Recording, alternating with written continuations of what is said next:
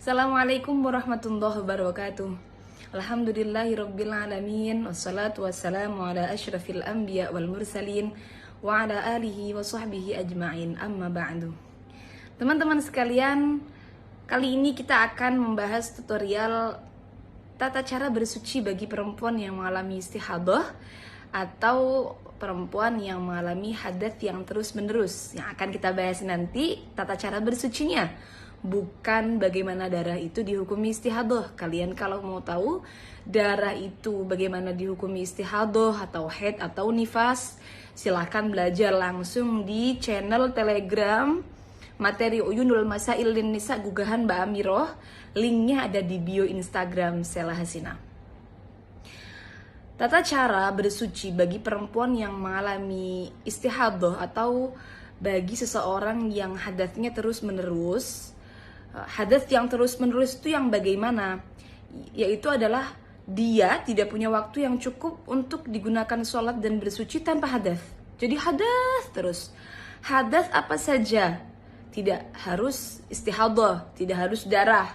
Jadi bisa keputihan, juga bisa pipis, kentut, dan sebagainya.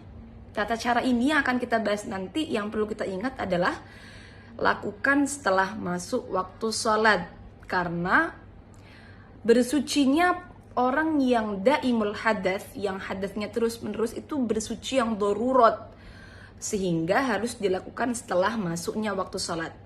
Setelah masuk waktu sholat, yang pertama harus dilakukan adalah istinja. Tidak harus terburu-buru ya, yang penting harus dilakukan setelah masuk waktu sholat. Setelah masuk waktu sholat, yang pertama istinja dengan benar. Setelah istinja dengan benar, nomor 2, menyedikitkan hadas. Menurut mazhab Syafi'iyah, menyedikitkan hadas ini bisa dilakukan dengan 2 cara.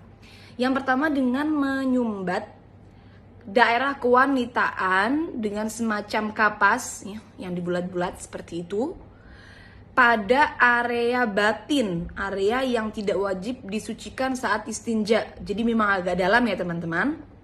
Jadi kapas dibulat-bulat dimasukkan ke area batin, area yang tidak wajib disucikan saat istinja. Menyumbat pada area batin itu wajib, karena kalau separuh di area batin dan separuh di area zahir justru dia malah membawa hadas. Jadi pastikan sudah masuk sempurna ke area batin, tidak separuh di luar, separuh di dalam. Justru malah ini nanti dia dihukumi. Cara ini pasti sakit, tapi kalau sakitnya masih bisa ditoleransi, maka menurut mazhab Syafi'iyah tetap wajib dilakukan. Tujuannya untuk menyedikitkan hadas. Tapi kalau memang betul-betul sakitnya tidak bisa ditanggung lagi, maka cara ini boleh di skip dan pindah ke cara yang kedua. Atau kalau cara yang pertama ini masih tidak cukup, contohnya masih tembus atau darahnya keluar deras banget, maka harus didobel dengan cara yang nomor 2.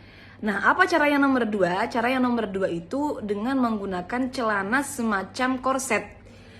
Korset celana ditambah dengan pembalut, karena unsurnya adalah harus ada taklilan lil hadas, menyedikitkan hadas, maka harus pakai celana yang agak ketat ditambah dengan pembalut.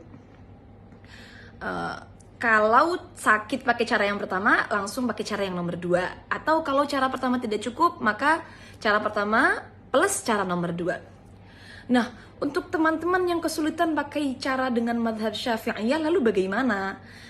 Ya, kami sarankan mengikuti mazhab Hanafi saja. Kalau mazhab Hanafi, maka perempuan yang daimul hadas itu cukup berganti softtek saja yang bersih. Tidak perlu pakai celana korset yang ketat, juga tidak perlu menyumbat, juga tidak perlu. Jadi yang penting ganti softtek yang bersih kalau mengikuti mazhab Hanafi. Kalau tata cara tadi sudah dilakukan dengan benar, maka bila mana darah tetap keluar dengan deras sampai tembus-tembus, maka itu hukumnya dima'fu. Dalam artian tidak masalah, tetap sah sholatnya. Setelah proses taklilan lil hadas, maka selanjutnya yang dilakukan adalah wudhu. Wudhu dengan mualah. Mualah itu terus menerus. Kalau dalam wudhu biasa, orang yang tidak daimul hadath mualah hukumnya sunnah. Tapi kalau dalam daimul hadath maka mualah hukumnya wajib. Niatnya istibahatis shalah. Nawaitul wudu'a listibahatis sholati fardhan lillahi ta'ala. Kemudian setelah wudhu segera melaksanakan sholat. Boleh ditunda untuk hal-hal yang berkaitan dengan kemaslahatan sholat seperti menunggu jamaah, pakai mukena dan sebagainya. Nah, rangkaian bersuci tadi itu bisa digunakan hanya untuk satu fardu, satu ibadah fardu, tapi boleh untuk beberapa ibadah sunnah. Jadi boleh untuk satu ibadah fardu dan beberapa ibadah sunnah. Jadi semisal sholat isya satu dan beberapa sholat taraweh, maka boleh dengan syarat kalau mengikuti mazhab Syafi'iyah caranya berarti syaratnya sumbatannya tidak boleh bergeser. Maksudnya tidak boleh kemudian lepas begitu loh. Atau bergeser ke area zohir. Kalau sudah bergeser ke area zohir, maka berarti harus mengulang lagi dari awal. Begitu, sekian dari kami. Semoga memahamkan, semoga bermanfaat. Assalamualaikum warahmatullahi wabarakatuh.